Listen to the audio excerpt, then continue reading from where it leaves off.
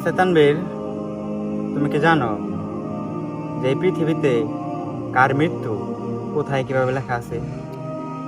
আল্লাহ ছাড়া তো এটা কেউ বলতে পারবে না কার মৃত্যু কখনো লেখা আছে। কোথায় কিভাবে, তাই না? তাহলে আজকে তুমি একটা সত্য ঘটনা কই।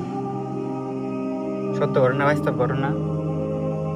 একটা লোক এলো তোমার টাকা পয়সা যেমনি কষ্ট করে জমায়, বা তোমার যেমনি কিছু টাকা ঋণ হয়েছে, অনেক কষ্ট করে জমা এলো তোমার প্রবাসে গেছে, মানে বিদেশ, প্রবাসের মাটিতে পা রাখছে।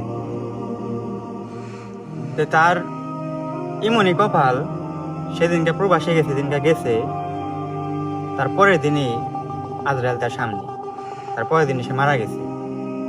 তাহলে একটা ভাইবা দয়া হন, তার পরিবার, তার বাচ্চা, তার ফ্যামিলির কি অবস্থা।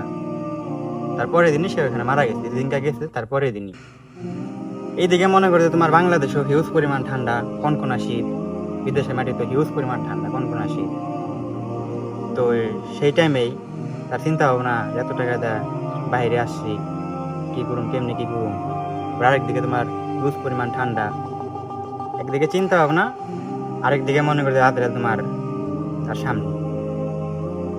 তো তার এমনই কপাল, সে মারা গেছে, কিন্তু তার লাশটা বাংলাদেশেও আসেনি। ওই যে সরকারের খরচ হয়, টাকা পয়সা লাগে, তার লাশটা বাংলাদেশেও পাঠায় নাই সরকার, তার লাশটা ওইখানে দাফন করে দিছে।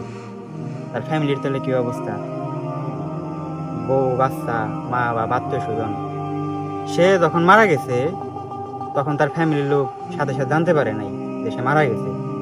আর তার মৃত্যুর এমন একটা জায়গায় হয়েছে যেটা মানে আসলে না বললেই না, কি বলবো, বাথরুমের ভেতরে সে মারা গেছে। এজন্যই তোমার বললাম যে আসলে কার মৃত্যু কোথায় কিভাবে আছে, এটা আল্লাহ ব্যতীত কেউ জানে না। লেডে বাঁচত কখন কার সামনে মালাকাল মৌত এসে হাজির হবে, এটা আসলে কেউ জানে না।